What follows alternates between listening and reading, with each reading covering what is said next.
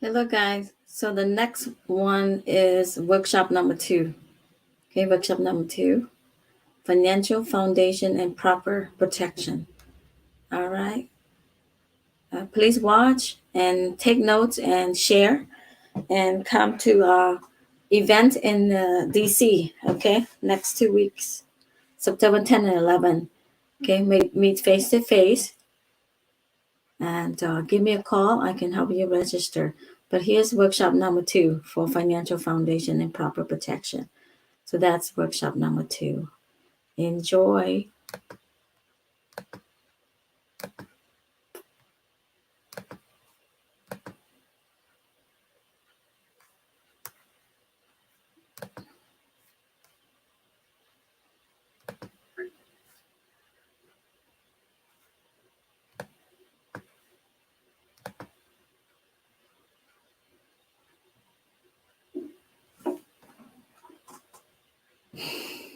He's very good. I love his teaching. So you love to teach? All we share is workshop, financial workshop. Okay, come become a teacher. We need in Cambodian. We need all languages. All right, all languages. Be a teacher. Be an educator.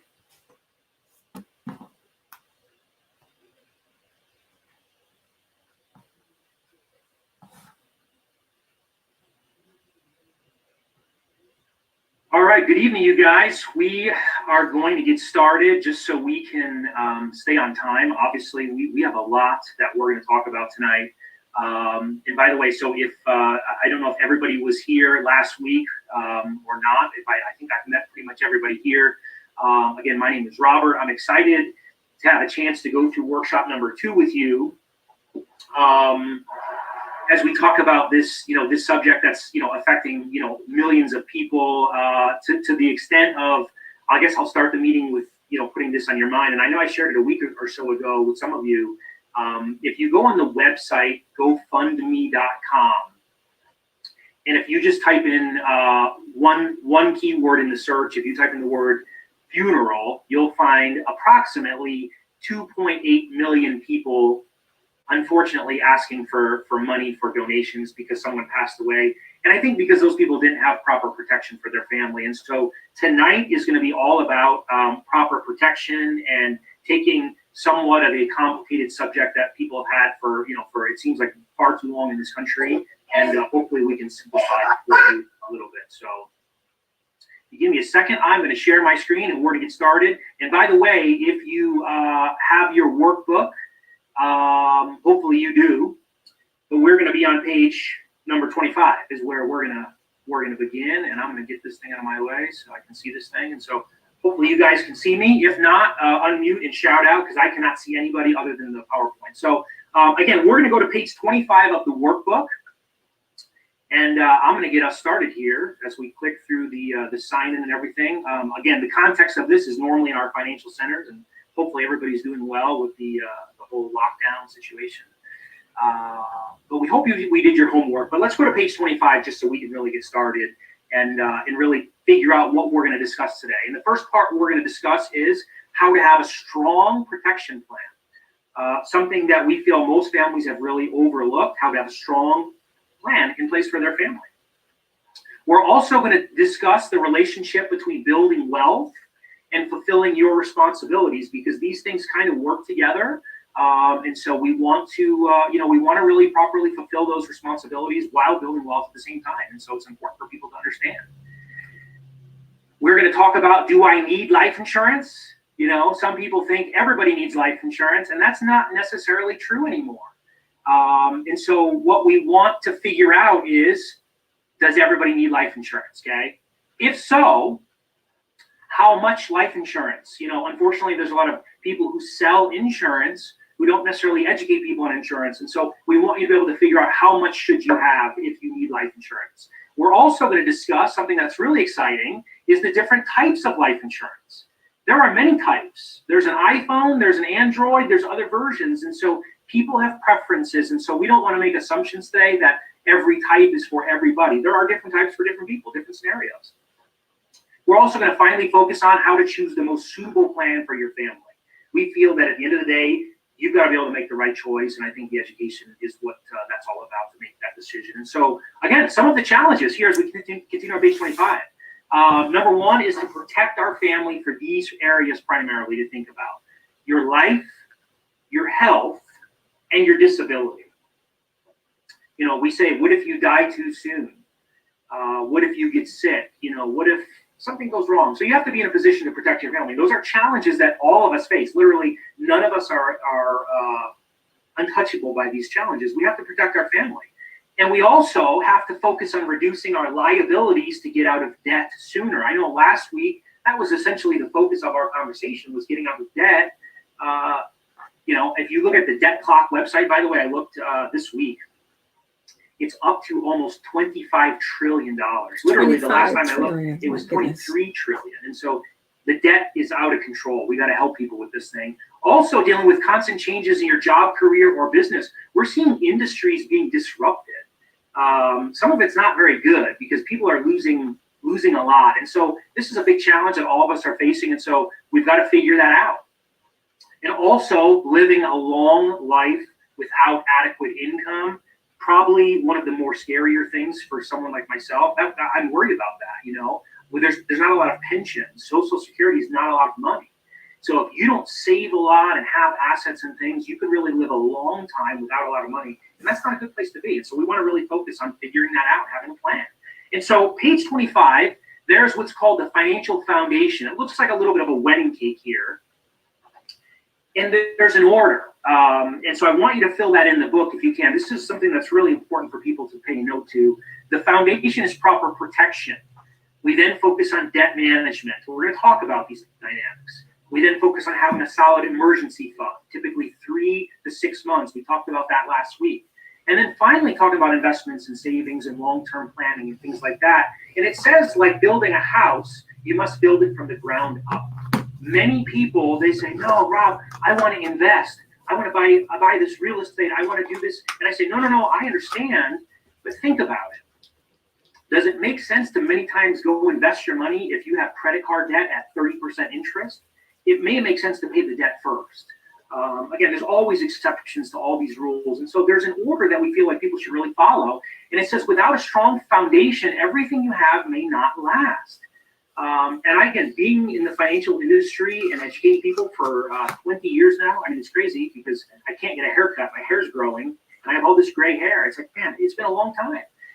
I've seen people lose things. And so the reality is we've got to have a strong foundation in place. And so we're going to go on, okay?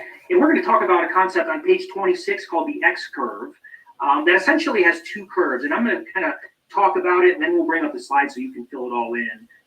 The first curve is called the responsibility curve. Some people call it the law of decreasing responsibility. And here's essentially what it means.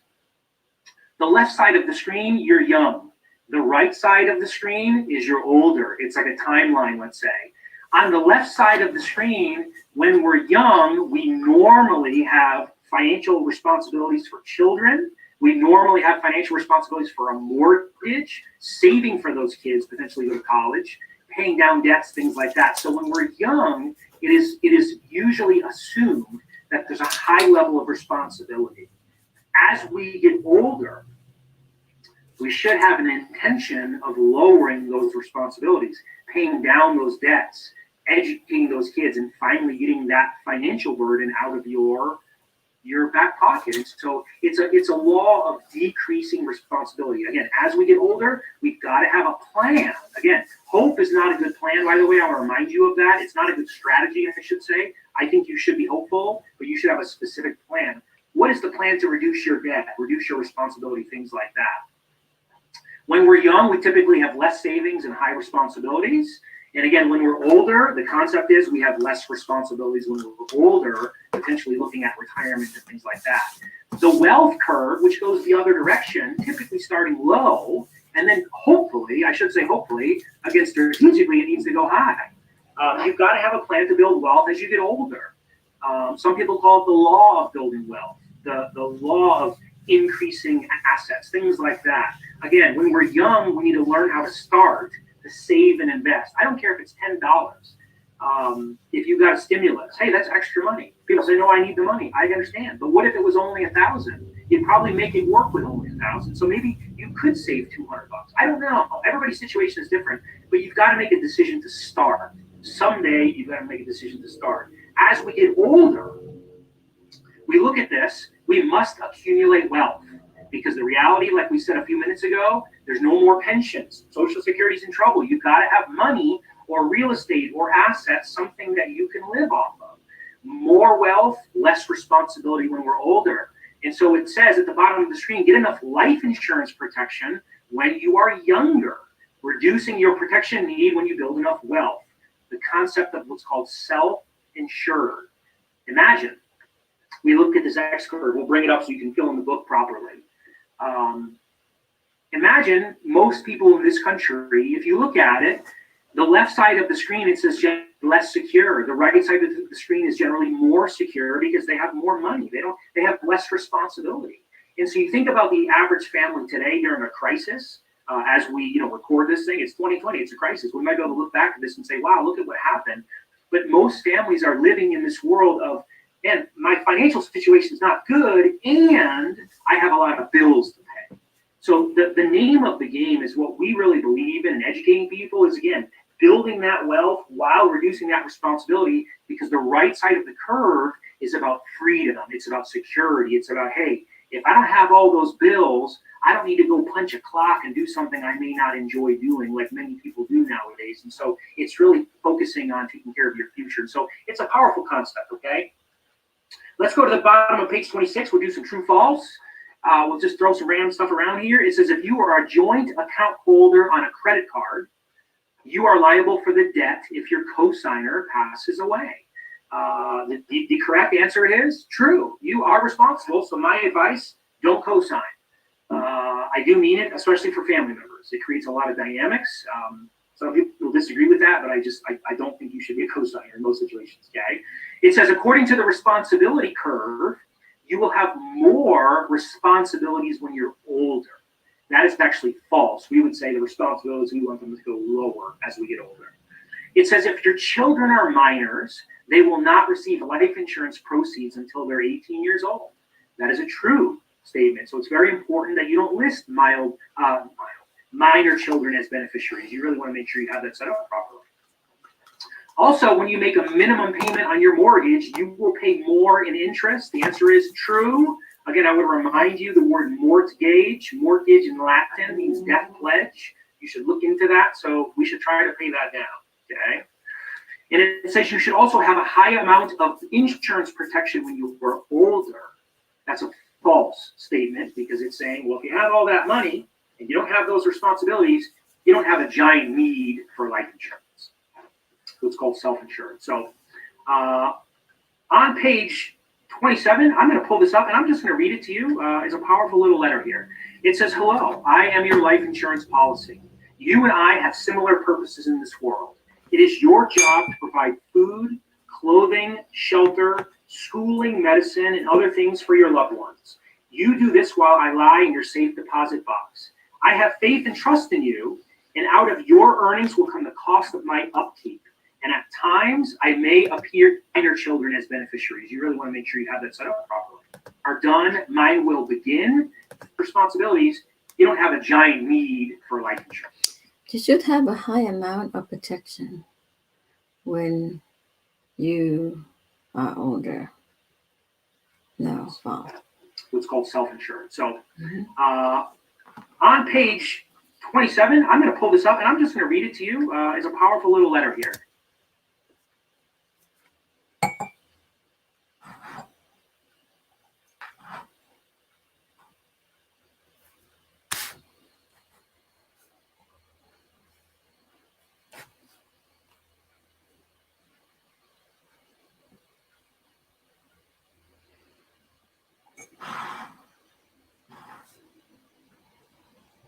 Yeah.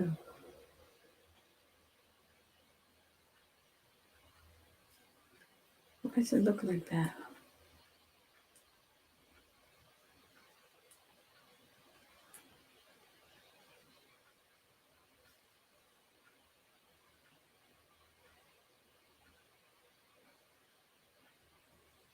Ooh.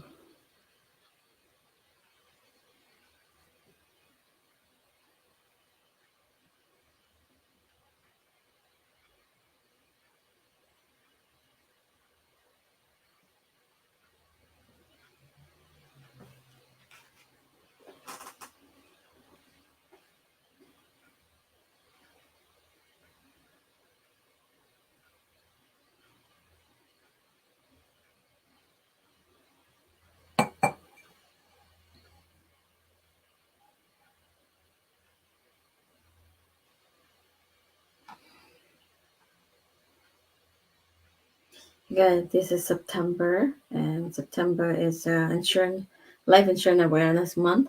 We're gonna read this letter together regarding the meaning of life insurance, because a lot of people don't understand it.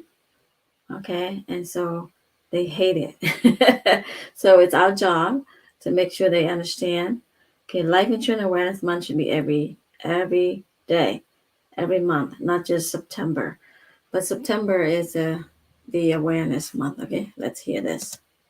It says, hello, I am your life insurance policy. You and I have similar purposes in this world. It is your job to provide food, clothing, shelter, schooling, medicine, and other things for your loved ones. You do this while I lie in your safe deposit box.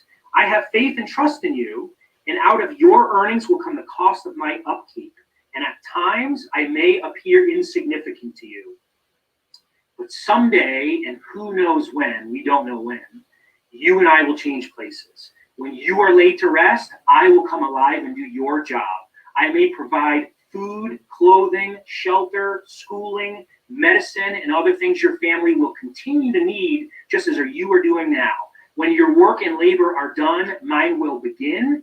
Through me, your hands can carry on. And whenever you feel the price you're paying for my upkeep is burdensome, remember that I can do more for you and your family than you will ever do for me. If you do your part, I will do mine. Sincerely yours, your life insurance policy. And so I like to read that in a reality of nobody's thinking about passing away. Not a lot of people are excited about life insurance. And I'm not here to get you excited about life insurance. I'm just here to get you to have some peace of mind in your heart to say, you know what, if something were to go wrong, what is my situation for my wife, my husband, my kids, whatever the situation is? Because most people have not given it the proper level of thought, in our opinion. So we're going to go to page 28 and discuss what's called the DIME method, D-I-M-E.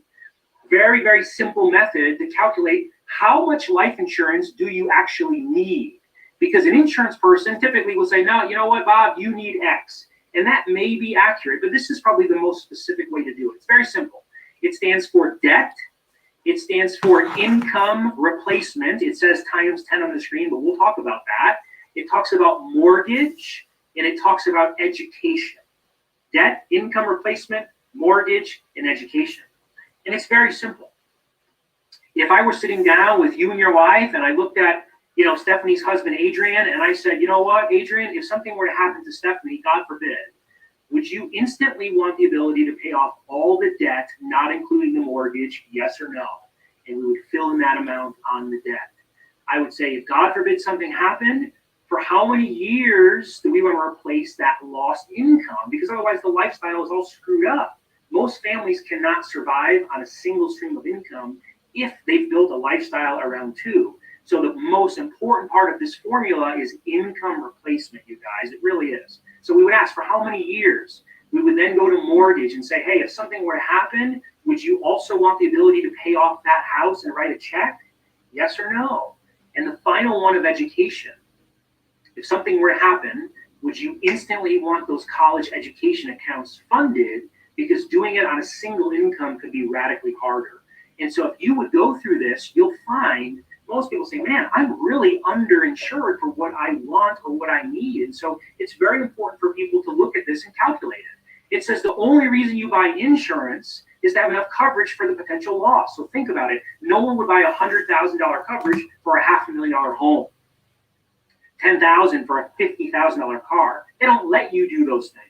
But we see people with kids and stay-at-home spouses and all these things, and I say, hey, tell me about your life insurance. And they go, I haven't gotten around to that. Or I bought it through my job. And I say, tell me how it works. Most people don't know. So it's really important, you guys. At the bottom of page 28, there's a little chart there. We challenge you, fill that in. Look at your car. What's the value? What are you covering it for? Do you know your car insurance? Most people don't. And you can run those numbers for yourself, or again, we can help you figure that out. Likewise, this is why it's so fun to be in this field. We think it's important to have the proper amount. Okay, all right, we're gonna go on. So how do you buy life insurance? It's interesting. You buy it like everything else in the world. It's very simple to understand, and this is the part that I find most people who buy insurance never give it thought to. And I'll introduce it like this. Have you ever been to a gas station where you're sitting there pumping gas, and right across the street, the same gas, maybe a different brand, it's like a way different price, like 20, 30 cents more a gallon. You may ask yourself, why are people doing that? Well, they sell theirs per gallon at a different rate. And what people don't realize is all life insurance is sold the same way. So on the screen, it says, for example, sugar is sold by the pound. Eggs are sold by the dozen. So everything has a unit of measure. Life insurance is sold by the $1,000 unit of insurance, what's called COI, cost of insurance. It is priced per $1,000. Like a gallon of gas, $1,000 of insurance is an equivalent unit. It's one unit. So some people buy insurance, and I say, hey, the company you bought it from, do you know where they rank in their cost per gallon? And most people look at me like a space alien. They go, what are you talking about, man? I don't know what that means. And when we look at it, they are often overpaying for life insurance. And so it's really a very simple concept to understand. So we're going to do an exercise as we go along here, but I want to make a couple of points here. It says the cost goes up every year. So this is something you need to know about all life insurance. There's a lot of types, and we're going to talk about them in a moment, you guys, but all of them, including the ones that appear that the cost does not go up. People say, no, Rob, my cost stays the same my whole life. It's not true. You don't understand how it works. It's not true. The cost goes up as you get older. All life insurance, all companies in North America work this way, by the way. Why is this? Well, it's based on statistics. They say the older you are, the more likely it is something may happen, and we're going to pay this claim. And so if we look in the workbook, we're going to do an exercise. It's not on the screen. We're going to go to page 29 of our workbook. And I just want to help you kind of do a little calculation here so you can see how this works. And at the top of the page, it says Mary is 40 years old and she smokes cigarettes. Based on her dime method, she wants to buy $500,000 of life insurance. Please calculate her annual premiums looking at the table below. So if she's 40, if she has, it says $2 per thousand. If she wants 500 units, because it would be 500,000, so 500 units, 500 times 2 would be how much? It would be $1,000 a year. That would be the answer. $1,000 a year would be her cost. You'll notice the next year, the cost slightly goes up by 15 cents per thousand. So you can just run this calculation and start to realize, wow, all life insurance slowly starts to creep up, even if it doesn't seem that way in your premium. Again, we're going to go through how that works. Okay, so it's very, very simple to understand. And by the way, I know many of you, this may be like, what the heck? I've never talked about this stuff in my life. Please don't let this be intimidating.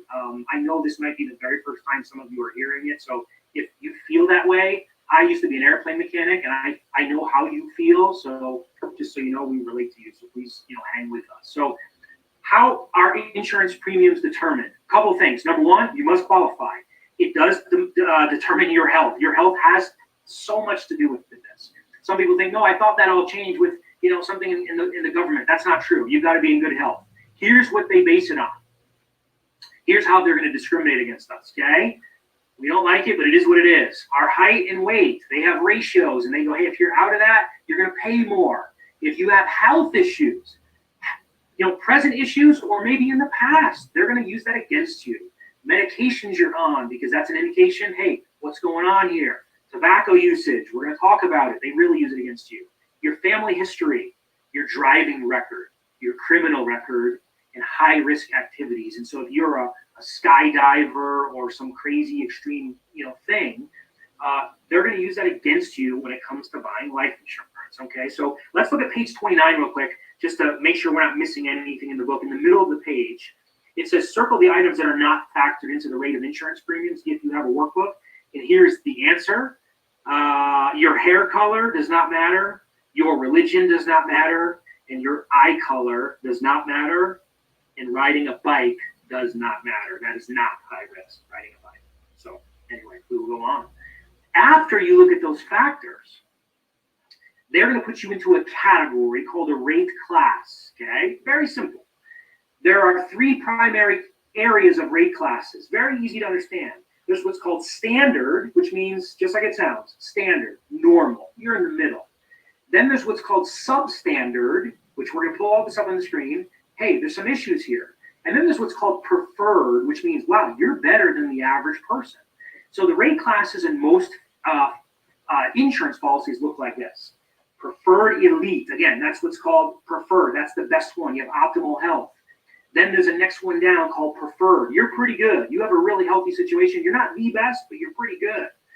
Standard, like I said, you're right in the middle. Maybe some issues, maybe a little bit of weight. Maybe you've got some stuff going on, normal things. If you're a healthy smoker, aka preferred smoker, you'll notice it says 2 times the above rate. I'll tell you, for tobacco users, it's difficult.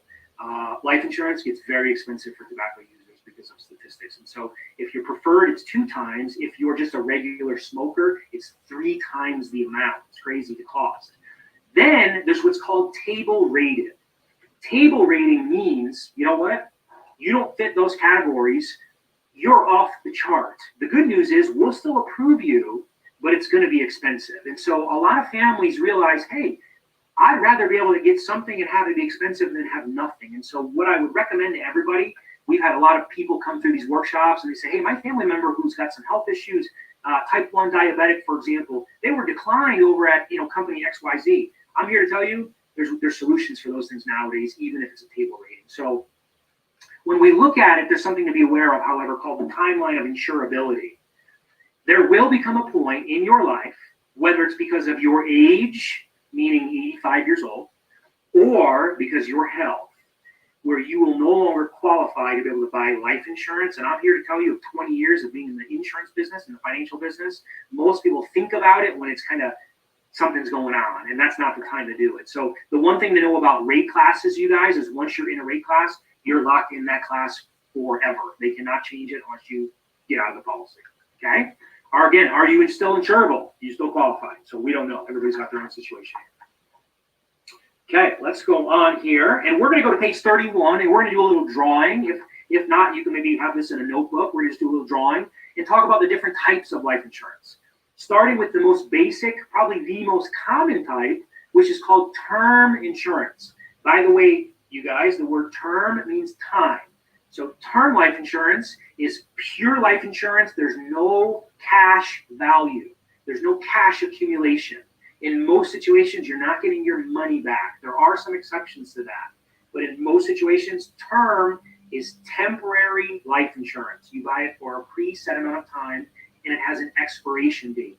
That's awesome because it's very affordable. So again, it's like renting an apartment or renting a home. There's nothing wrong with that. As a matter of fact, there's nothing wrong with that at all. Sometimes it's perfect for people. So again, depending on the situation, term is a great product. We like term insurance. There are many types of term, however.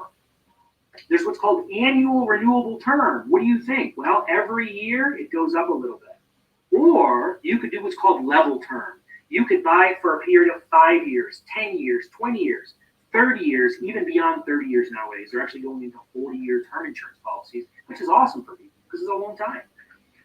There's also what's called group term. Most people are familiar with group term. Why is that? They buy it through their job. It's cheap, it's provided, it's often free or a couple of pennies on your payroll. It's not a lot of money. It's better than nothing for sure, and everybody qualifies for that stuff. On the other end of the spectrum, there's what's called permanent insurance. This is what's called term insurance with cash value. People say, well, no, Rob, that's not term insurance, that's permanent insurance. No, I'm telling you, from the insurance company's perspective, it's all the same. If they have $500,000 over here or $500,000 over there, if someone dies, they have to pay $500,000. So for the company, it's the same. One of them builds up what's called equity, a cash value.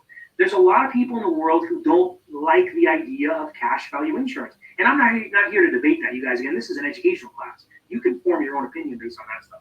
There are many types of permanent life insurance, okay? Here is a few of them. What's called whole life, probably the oldest one. That's like an iPhone 1. It's a really outdated iPhone. You shouldn't buy those old iPhones, in my opinion, okay? Then there's what's called universal life, variable universal life, and index universal life. We're going to get into some of the terminology.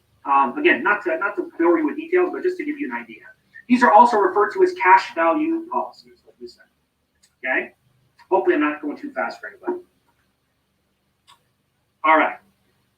We're going to do some drawing here. And here's term. We're going to just pull this up.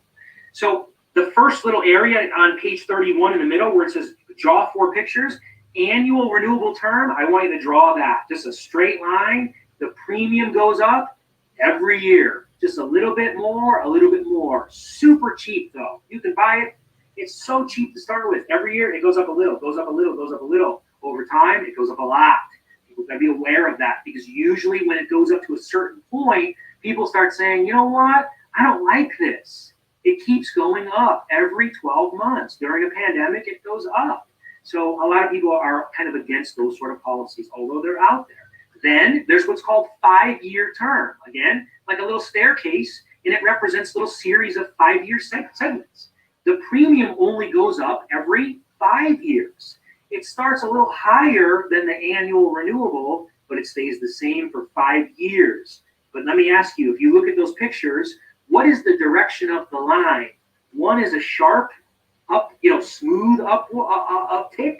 The other is a sharp staircase uptick. But over at the end of the day, they both go up. So it's the same. It just depends on how people like to pay for it. If we pull up 10 and 20 year, it's the same sort of drawing, except it is a longer period of time that your premium is set. The most popular one in the United States when people set up term insurance is 20-year term. It's awesome. It's affordable. Most people can afford it. I will tell you, for certain age groups, it is less expensive than iPhone insurance. I mean, it's unbelievable. January of this year, all life insurance companies in the United States were mandated to update their cost tables. And so a lot of people don't know this. The pricing on everything has changed. And so it's just easy to understand. Term insurance, set amount of time. Okay? We're going to look at how to read an illustration together. If you ever have bought life insurance, or if anybody tries to maybe sell you life insurance, they're typically going to show you something like this. And I know it's in the book. I know it's a lot of numbers. I'm going to do my best to go through this. We're even going to skip 1 or 2 pages just to make us effective here. So this is a typical term insurance policy, a 20-year term for a 30-year-old client who is a preferred plus non-smoker. Really healthy guy. Preferred plus is really good. You'll notice his premium is how much money right there? It's $258 a year. Yearly premium, about $20 a month for that policy. 20 years later, his annual premium goes to $4,325. So ask yourself, if you're on the call, if you have an insurance plan that you pay $20 a month for 20 years, and in the 21st year, your monthly amount goes to about $350, $400 a month, what would you do? Would you keep it or would you cancel it? Because I'm here to tell you statistical information. According to LIMRA, 99% of term insurance never pays. Because when the cost goes up, it's so sharp, people say cancel it. Or they say, I can't afford it. So it's important to understand. If we look at another illustration, for the same 30-year-old who's now a standard non-tobacco, only thing we changed was that rating from preferred plus to standard. So you'll notice his cost went up to now almost $500 a year. So it went from $20 a month to $40 a month. So it's a sharp increase. Again, illustrating in year 21 this major increase again. There's a couple of pages of these illustrations, you guys. For the sake of time and effectiveness, I don't think this is the most important part of the workshop, and so I am going to go on, and I'm going to tell you one thing I would like you to do in your workbook. On page 38, if you do have a workbook or if you're taking notes, just put a little line through page 38 because we are going to skip it because we find it leaves people a little more confused than we like. And so we have a brand new revision on these workshops we're waiting on any day. So I'm going to skip through this page and we're going to continue on page 39 here in one moment. Okay, so some advantages of term insurance, because there are a lot of them, okay? Primarily, here it is, low cost. Cost is important. Affordability is important. If you're young, man, it's affordable. It's almost surprisingly affordable. It's affordable. I don't want to be a dead horse, okay? And it's a good bet if you want it for 20 years or less. Or if you have young children and you say, hey, I want to protect them for this 20-year period of time. Or you just bought a house. You got 30 years of a mortgage potentially. You maybe want to protect that. Again, or like the screen says, maybe you can't afford a cash value policy. Again, there's nothing wrong with not being able to afford to buy a house. If you're renting, it's okay. It's up to you. So again, there's advantages and disadvantages. So again, if you can't afford a permanent one, term is definitely the way to go for 90% of people. Some disadvantages to point out, just to be aware of, however, there's no guarantee that they will renew. Some people say, no, Rob, they guarantee mine. Yeah, I understand, but read the questions that they're going to ask you. If your health has changed, those guarantees go out the window. So we have so many clients that they say, hey, my father was diagnosed with this illness. He's going to renew his life insurance, and they're giving him a hard time. And I say, of course, he's ill. So it's important to understand that when there's not a guarantee that they're going to do that for you. And I have a personal experience in my own family that, again, if we have more time, I would go into, but it impacted my family in a negative way when my stepdad or stepfather went through this. You also run the risk of becoming uninsurable in the cycle. So imagine, some people say, well, here's my plan.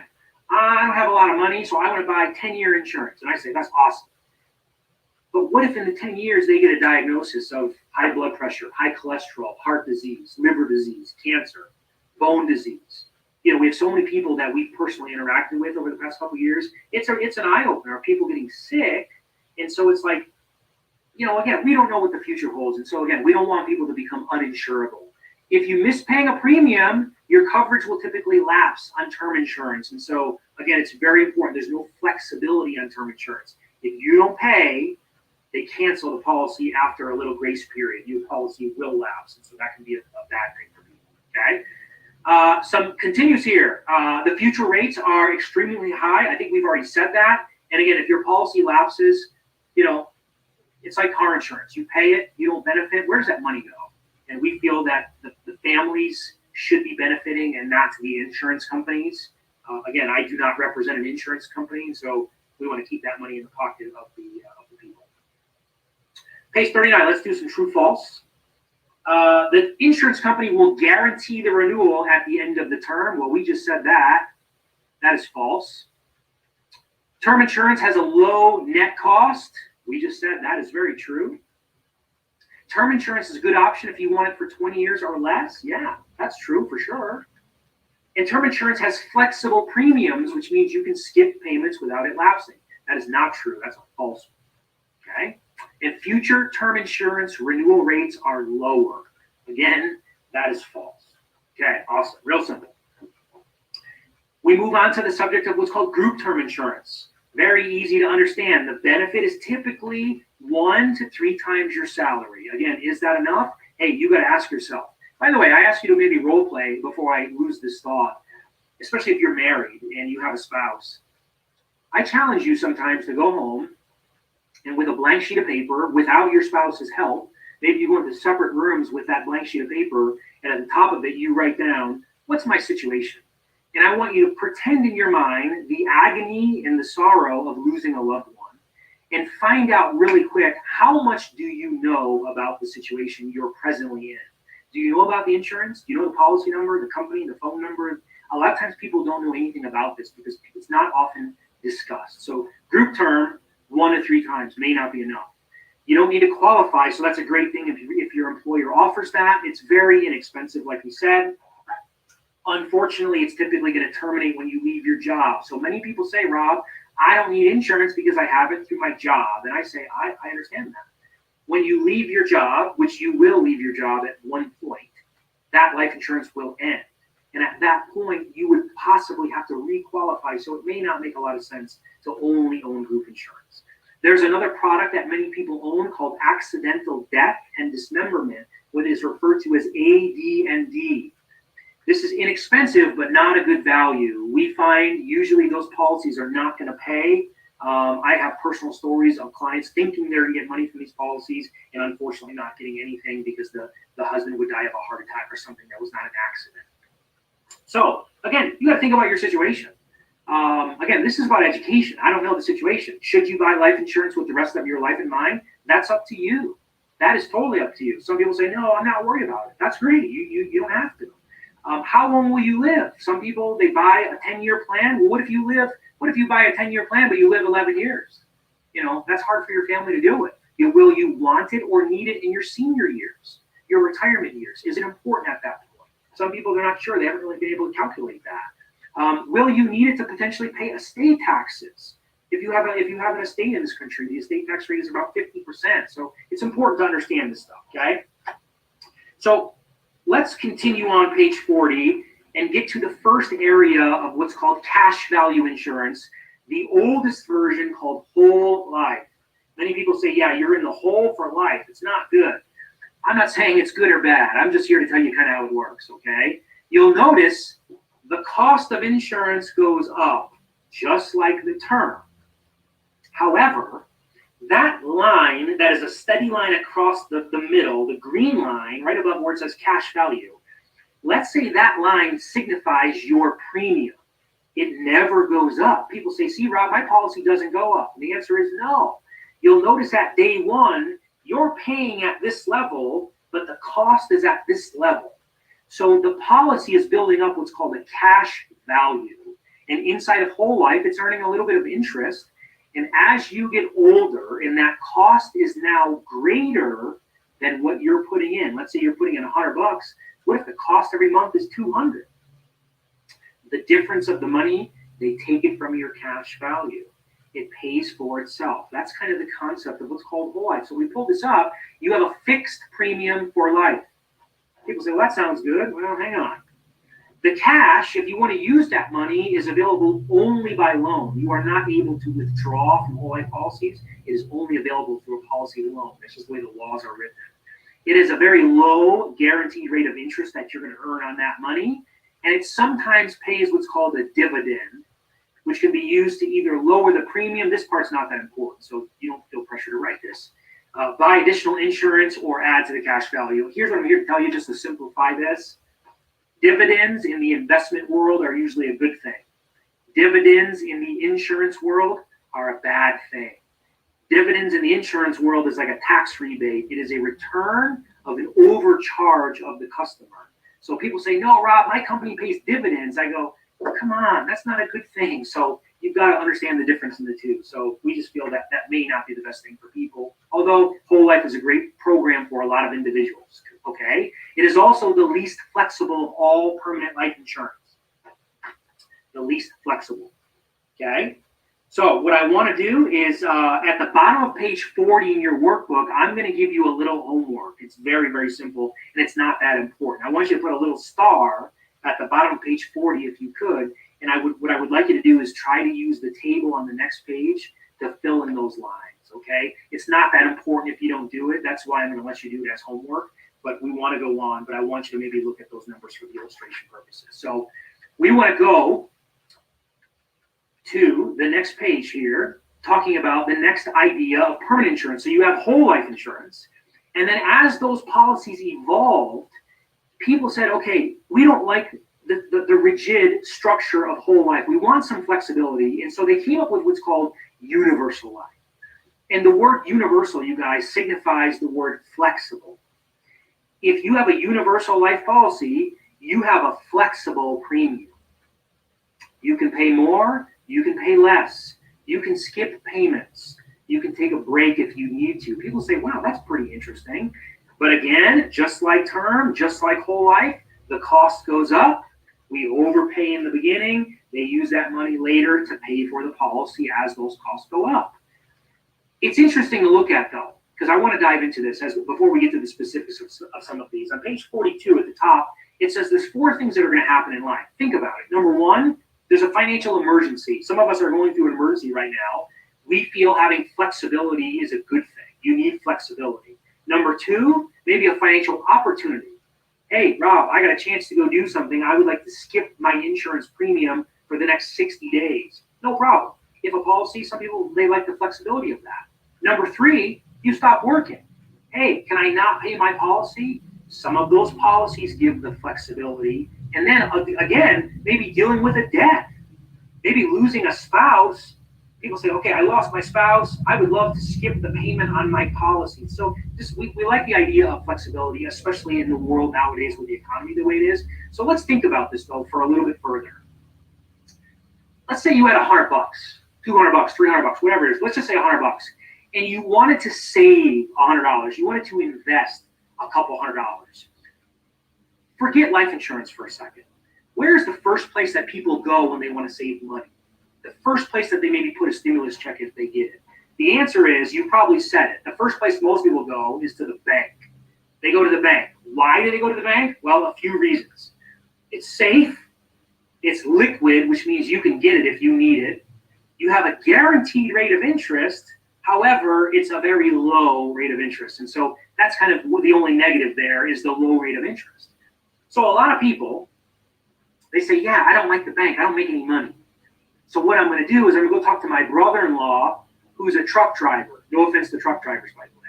And I'm going to go get investment advice from my truck driver brother-in-law. I guess the reason I say that is so many people don't know where they get this information from, and they often get confused. They jump from the bank, they go right into the investment world, the stock market world. They say, hey, what stock can I buy? What do I do to make money? And the reason that people are doing that is there's an opportunity for more growth. There's an opportunity to outpace inflation, for your money to grow faster than the cost of living. It's important. There's an opportunity for ownership. People like that. Here's the downside, is risk. So which is better, the bank or investments? People say, well, I like one, but I don't like, so it's confusing for a lot of us. Here's the dynamic. What if we took that money and we put it into an insurance policy, and we looked at how the policies could perform from a building cash accumulation standpoint? This is helpful for a lot of people because there's a lot of ideas behind this. If you look at a lot of wealthy people who are looking to put away a lot of money for retirement. Here's an example. On page 43, if they had let's say a $500,000 policy, there's this value building up. There's a cost coming out of that policy for that life insurance. Well, if we look at a regular universal life plan that's out there, your average return on the cash is about 3% interest, somewhere in the ballpark. So maybe you're on the call, maybe you own one of those plans. Go look at it after this tonight. Look at what you're earning, because some people say, I wonder what I'm getting. Some people maybe earn better than that, but around 3% on a universal life. Other end of the spectrum, there's what's called variable universal life. You'll notice there's a question mark on this one. Variable universal life is an investment in the stock market using an insurance plan. So the answer is, you can make money, you can lose money. Some people don't like that being tied with their investment, so variable is not as popular as it once was. However, in the middle, there's what's called index. If you look up a guy named Warren Buffett, if you look up a guy named Tony Robbins, you look up a lot of people, they always say, invest in the indexes, invest in the indexes, buy an index fund, buy an index. You can buy what's called indexed universal life insurance, where here's an example. They will give you two ranges of interest, one being a floor, one being a ceiling. And they would say, and again, the screen shows an example, a 15% ceiling and a 0.75% floor, which means if the stock market index is up 10%, you get 10%. If the index is up 20%, you only get 15 because of that cap. However, when the market is negative because of the floor, you would gain 0.75. And so it's an interesting concept, and we're going to look a little bit further as we go. But let's just talk the big picture, the benefits of universal life plans in general on page 44. Okay, some benefits. You can increase or decrease the insurance amount at any time. Whole life, you can't do that. Term, you can't do that. So again, people like flexibility. Any plan that has the word universal in it has these features. Okay, it's just the way they're built. You can design a policy so it pays just the face amount, which is what's called the death benefit, and the cash value built up, or just the death benefit. I don't want to get super technical, but there are ways to build policies. Not a lot of people understand them, and a lot of people misinterpret how they work. And so again, there's two ways to do that. Actually, there's a third way to do it. You can also vary premiums, skip premiums, and stop paying premiums. I'll tell you a personal true story. I went through a crisis in my life many years ago, 2007. Was one of the biggest challenges I've ever went through. I called the company because I had a universal life policy that I actually still own to this day. And I asked them, I'm going through a situation, can I skip my payment? And the gentleman said, yeah, let me take a look. And he said, yeah, based on where you're at, you could skip your payment for the next 7 years and your policy would be fine. And I'll tell you, I didn't skip it for 7 years, but I was very relieved to realize in a crisis, I had that flexibility. So again, a lot of people like that feature. You can also add multiple people to one policy, and a big one, you can add a long-term care benefit. Maybe one of the most talking about things in this country. We're going to educate you a little bit on long-term care as we go. It's important to understand. There's also something important to understand, what's called a surrender charge. All permanent life insurance policies from all companies have what's called a surrender charge. It's normal, but you've got to be careful. You don't want to put your money into something that you think you can get it out earlier than you can. And so just be aware of that. You got to ask. Again, tonight is about learning how to ask better questions on this stuff, really getting a better idea. Okay? So as we go on here, the bottom of page 44, there's a little breakdown. It's interesting that universal life and whole life policies break down the cost structures differently. And really the message that this tries to get across is whole life policies are not required per the law to disclose some of this stuff. And so some people look at the left side, they go, man, what are all these charges? The point is, it's not really transparent. So we feel like people should get a better breakdown of how that works. Okay, so in your workbook, if you're filling this in on page 44, I'm going to help you. At the bottom of the page, it says what is not considered a policy cost. There is no postage, there is no printing cost, and there is no management fee. You can eliminate those in the workbook. And it says whole life policies are required. That is a false statement. They are not required to disclose those things. Page 45. Let's shift the thinking a little bit. Let's talk about taxes. There's some tax advantages to life insurance. Not a lot of us are aware of. Okay, number one, there's a tax-free death benefit. If you're my brother, my sister, my business partner, whoever, and you're my beneficiary and I buy $1 million of life insurance, I pass away, you receive that death benefit, income tax-free. You don't have to report it. It's tax-free money. So it's a big thing for people to be aware of. Some people say, no, you have to pay inheritance tax. No, you may be misunderstood. It's income tax-free death benefit. We also have tax-deferred earnings. So in the policies that have value, that value that's earning interest, those gains are not paying tax today. They're not paying tax tomorrow. They're paying it way in the future. So that's a good thing. So the money can actually compound and grow. You also get tax-free withdrawals and tax-free loans. Quick story, I had a gentleman call me about 90 days or so ago now. He's had a policy for 19 years. He's put a couple $100 a month in this policy. 44 years old, just took out $100,000. No tax, no penalty, doesn't have to repay it. 44 years old to put down on a new house. And so a lot of tax benefits to the values of those policies. It talks about Formula 1020. We're going to actually talk about this several times throughout the workshop. And it's a simple rule to calculate what you need. And it says, number one, if you die too soon, you need 10 times your income to protect your family. Again, we did a dime method. We also said income times 10. It's up to you. Income times 10 is a general rule of thumb. Okay, dime is more specific. But also, what if you live too long? This is the scary thing for a lot of us. A lot of us are maybe not worried about dying too soon. Maybe we've got that taken care of. What if you live too long? You need a lot of money. They say you need 20 times your income to have enough to retire off of it. So it's a lot. So if you make $50,000 a year, I don't want to depress you, but it says you need about $500,000 of life insurance, and you should have about $1 million in cash savings have enough to retire. It's a lot of money. 20 times your income. Again, don't be discouraged by that. Some people say, oh, I'm never going to do it. It's okay. Some progress is better than no progress. Because you should know essentially what you need. You need to know what's called your FIN number, F-I-N, financial independence number. What is it? You got to know. You got to have a plan. Hope is not a good strategy, okay? So, page 46, talk about winning the money game, building strong financial foundation, just some cornerstone ideas that we feel like people need to think about. You should ask these questions when making your financial decisions. Number one, can it potentially grow to achieve my goal? Meaning, if I deposit my money into the bank account, does it earn any interest? The answer is it does not. So I can't be disappointed when it doesn't grow. So can it grow, number one? Number two, is it safe enough? What's more important for you, growth or safety? Some people right now, they go, oh, I'm a little nervous. So again, you've got to ask yourself that. Is it safe enough for your situation?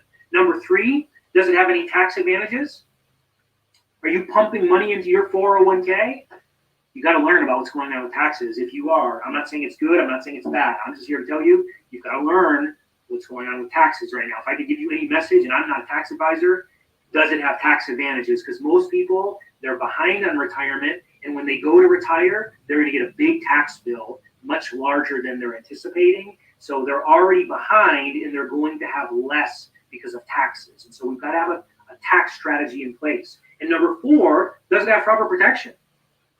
If I get sick, what happens? If I die too soon, what happens? So ultimately, you've got to be able to build a strong financial foundation and ask yourself, out of those four, which one would you want to do without? It's hard to choose. It's like, I kind of want all of those. So again, just some questions to ask yourself as we go. So again, looking at these, all those policies, the cost goes up. The basic breakdown looks like this, just to kind of help you remember. Term is pure insurance. At the top of the screen, WL, that's whole life. The cash value earns a fixed rate of interest. On the right side, the universal life, the cost goes up. Cash value is a flexible interest. It's going to vary depending on the company, depending on what they give you, typically higher than whole life with a flexible premium. The bottom, what's called index universal life, again, you have the index and the flexibility. We're going to go through an example. I love the example here. The idea of a cap and a floor. Some people say, no, I don't like that. You know, you limit it. If I'm at 15 and it's up 20, I don't get all of that. Let's do an example, and it's in the book that we're going to do it together. And there's actually one typo that I want you to fix. It says in the workbook a 13% cap and a 1% floor. If you could change it to a 0% floor. Again, all companies have different sort of products, so we're just going to kind of change the numbers here. We have an indexed policy with a 13% cap and a 0% floor. And we're going to compare that against an investment in the stock market without the cap and the floor is what we're going to do here. So here's an example. You have $100 to invest, and that's it. And you say, you know what, Rob, I don't like that. That doesn't make any sense. I'm going to go put my money directly in the stock market. And you put your $100 in, and year number one, you get an 18% rate of interest. How would you feel? You would say, man, that's pretty good. One year, 18%, is pretty good. The reality is what goes up usually doesn't stay up, not forever. There'll be some correction. Let's say the second year you go negative 15. Here's the question to ask yourself. If you make 18% interest and then you lose 15% interest, where are you? The answer is you're back to earth, back to zero. Some people say, no, I'm still up 3. No, you don't understand interest. We can teach you this, by the way, okay? You lose 15, you go back to $100.30. Year number 3, if the investment goes up 10%, you would be at $110.33. And year number 4, if that same investment went down 5%, I know it's cut off on the screen, but you'll see it on the far left, you're at 104.81. So if we end the exercise, and I say, okay, well, the guy in the market, he invested money, and 4 years later, he made $4.81. It doesn't excite me. He made about 1.2% interest a year. That doesn't make any sense. What if I had the exact same conditions? Same stock market, same economy, same president, same everything. But we said, here, put a cap, put a floor. Let's protect those gains. In year number 1, if it went up 18 and you had a 13% cap, you would hit that cap. You would only get 13%. I'm so sorry, your friend would win. You'd be at 113. But the next year, when the market drops 15, you would stay the same. People say zero is your hero. Right now, stock market, it's kind of up, it's kind of down, it's moving around. A lot of people are nervous. It was down as much as 31, 32%, so that can hurt people. Zero might be your hero. The market then goes up 10% from there. You'd be at 124.30, and then the market drops 5. You stay the same. So here's the dynamic. Two people, same moment in history in the stock market, same economic conditions. One has a cap, one has a floor, one doesn't, and the end result is pretty clear of where that goes, having growth and safety. So it's an important concept for people to really realize. It's out there. Not a lot of people are aware about it, and it's out there. Okay? So there is a little check box in your workbook on page 42. I'm going to pull this up on the screen literally for like 30 seconds, 45 seconds, just so we don't have to take too much of a pause break, because we're almost at the end of our workshop. But what this is, it's a cheat sheet in a way for you to compare basic features of term insurance, whole life insurance, all these different things, again, because they're out there. And so, again, I don't want you to become an insurance guru. I just want you to know, hey, what's my situation? What's the right thing for my situation? Is it renting? Is it owning? Do I need cash value? Do I need term? I don't know. But at the end of the day, most people, they don't know how to make that decision because they have no education. Because an agent, an insurance professional is normally, hey, here's the policy, here's the policy. So again, maybe this is valuable. Hopefully you're taking something from this. And so again, hopefully you can check all those off. If not, I can come back at the end, but we're going to move on. One thing we like to talk about here, and I know it's in your workbook if you have it, is the power of choice. I don't know if it's going to be on the screen or not, but again, our company we're not an insurance company. We're not an insurance organization. I just really want to clarify that, because some people get on a class like this and they go, oh, they're probably trying to sell some life insurance. No, we don't sell. We're not an insurance organization. We believe in the power of choice. We've partnered with every life insurance organization literally in North America. I don't want to say every one, but nearly every one.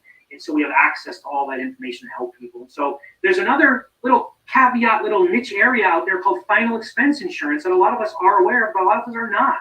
And it's typically for small amounts of coverage, usually to pay final expenses, burials, cremations, things like that. I don't know if you've ever lost a loved one and had to deal with that. I don't want to deal with it. And it's something that all of us are going to deal with. And so I feel like people may not need life insurance. That is a true statement. They may not need it depending on their situation, but they probably should have some final expense, because that's a sure thing.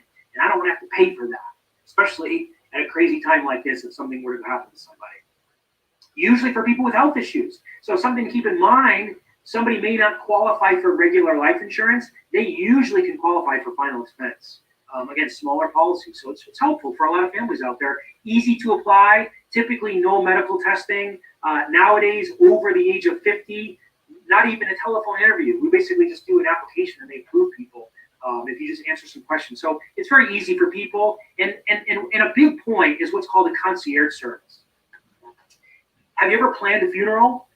Have you never planned a funeral? There's two different scopes here. If you have, are you looking forward to doing it again? People say, heck no. And if you never have, are you looking forward to doing it? People say, heck no.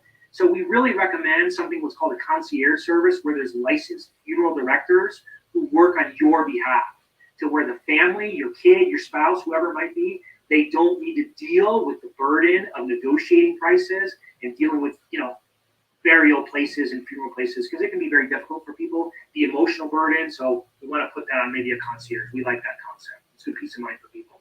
Again, we talked about the power of choice. Again, this is on the screen. These are all household names: Transamerica, Nationwide, Pacific Life. Again, there's a lot of great companies out there. There's last time I looked, about 600 life insurance companies in the United States right now. So there's a lot. So let's do some summary before we get to the very end, you guys. Just on page 50 as we get to the end. We're gonna tie this together. Term insurance, again, no cash value, low cost. You can renew it. The cost is going to go up. There's no value. There's no equity. There's no ownership. It is temporary. Understand, if you buy it, it will expire. If you're okay with that, that's perfect. That's probably the right thing for you, okay? especially if you need it for a short period of time. There's a concept out there called buy term insurance and invest the difference. Rather than buy a permanent insurance policy where you have to put more money in, buy term insurance and take that difference and invest it. It's a valid concept if you invest it, if you have the discipline, if you know where to invest it. So again, there's a lot of ifs in a lot of scenarios out there. We didn't talk much about it, but variable policies, variable universal life, as we kind of summarize, for people who like the idea of stock market risk. They want permanent insurance for life, again, but it's a risky sort of plan with a lot of potential for growth. I know the past couple of years, VUL life insurance plans, some of them are up 20, 30% interest inside of the policy. No taxes due on that money if they do it right. So it's powerful if you do it the right way. We talked briefly about indexed universal life. Again, people have to put more money up front, buying a house, flexibility of premium, nothing to renew. Again, building equity. I feel like a broken record. I feel like I've said all of this, but I want to end strong. And so, insurance for life. And again, it's typically, if you were to compare it to a cell phone, it's the iPhone 11. It's the Android, whatever the new thing is. Again, I don't want to say new. Indexed universal life has been in the United States since the early 2000s. I know I first started getting some training and exposure in about 2005. And so we feel like we're pretty educated on all of this stuff. It's a good plan for the long run for people. So let's answer some questions and we'll get out of here, okay? I know we're right on time. It says, if I have a little bit of money, but I want to protect my spouse and my 3 kids, I should buy term insurance. Typically, that's probably the answer for that scenario. If you want long-term growth with your life insurance and you understand the risk of the stock market, you may want to look at what's called variable universal life. If you want a life policy with long-term growth, but you don't want any risk, you probably want what's called indexed universal life, a better alternative to VUL. And if my parents may have some health issues, but I want them to have some amount of coverage, you could buy them, again, final expense insurance, okay? So we are at the homework, you guys. Congratulations for successfully surviving a life insurance workshop. I know it's not easy. I am proud of you. It's not easy for me as well. Again, I was telling the guys earlier, this is only the second time I've ever had to do this. And so hopefully this form of learning is effective for you and you're taking some value. I hope I didn't go too fast. But here's the homework. Again, everything's optional. This is a volunteer army, okay? So no forceful homework here. We recommend, I don't think there was many things to fill out in here, maybe 1 or 2 little areas to fill out. We do recommend sit down with the person that maybe invited you to the workshop or ask questions. Help us help you in the situation of really figuring that out because, again, some people feel intimidated or embarrassed. Again, if you need it, we're here to help. If not, that's all good. Maybe you learned enough to do it on your own. That's totally good with us as well. If you have the blue Saving Your Future book, the physical book looks something like this. If not, you have a PDF. If not, again, please get with us. We can get you a hard copy of this or email it out. Presently, we have this available in English, Spanish, Vietnamese, and Mandarin Chinese. We should have 2 more languages very, very soon. And so if you know people that could benefit, please let us know. But I would ask you to read pages 23 to 48. I know that's asking a lot. I know some of us are on lockdown, some of us are not. Look, if you read those pages, it may help you tie this together. Again, this whole program is like a gym membership. You're going to get out of it what you put in. And so if you took enough from tonight and you say, hey, I got it, that's awesome, I'm on to workshop 3, that's okay. But if not, we would really recommend you read and maybe just solidify some of this info. Again, if you could think of anybody that could benefit, again, share it with them. We're going to continue this next Thursday with workshop number 3. An awesome subject, you guys. Let me end my screen sharing here so I can see everybody. Next week is about building wealth and accumulating assets. Something that in the richest country in the world, people have done not a very good job of. And I just, as maybe a little to preface it, I want you to think like this. In the past 3 years, 4 years, 5 years, can you write down in your workbook 5 things that you've purchased with your hard-earned money that have went up in value? Most people struggle to complete this exercise because most people spend all of their money on things that go down in value. and you can think about some of those things. And so we're going to get into that next week on a really awesome subject with valuable things that I know will be beneficial for you. And so, again, hopefully you took something from tonight. While we're here, does anybody have any questions? I guess since there's only 21 of us on here, if we want to take a moment and unmute, if anybody has any questions or comments, we can take those. If not, we can say amen and end the meeting. I'm good with it either way. I'll give you guys a few seconds if anybody does chime in. If not, we're going to wrap up. So it looks like we're good. Hey, listen, if you have a question, we are here to help. We are on a campaign to educate 1 million families by the end of this year. We are on track to do it and exceed it. I'll see you, Victoria. We appreciate the message. I appreciate all of you taking the time. I know it's a big commitment. Hopefully, again, you guys learned something. We'll see you next Thursday. Follow up with who invited you. We'll get you the registration link for that workshop and help us spread the message, you guys. Again, let's help the community. It's a time of craziness in the world. So I think we can, a group of 21 people, I think we can make an impact in our little circles of influence. So anyway, you guys, peace and love, rock and roll. Have an awesome night. I'm going to finish my coffee. I'm going to go home and see my dog and see my fiance and have some dinner. So have a great night, you guys. We'll see you all very soon, okay? See ya. Bye.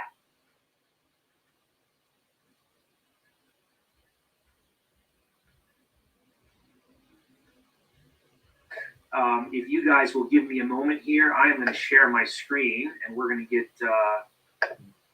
going. Hopefully you have your workbook if you do. And again, we're going to start in the workbook on, it looks like page 51. And again, really the subject of today, you guys, is about building wealth in what's called asset accumulation. I'll tell you a quick story as we kind of start the meeting. I had an appointment today, earlier this morning, with a 58-year-old gentleman who is obviously, like most 58-year-olds, concerned and thinking about retirement and saving.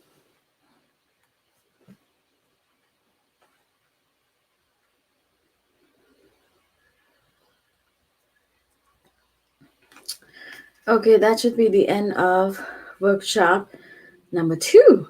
Okay, financial foundation and proper protection.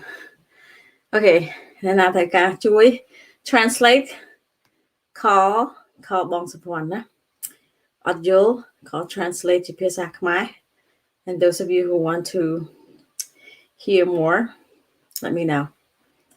Okay, guys, thanks for joining us and come to learn for the next one. Okay, good luck.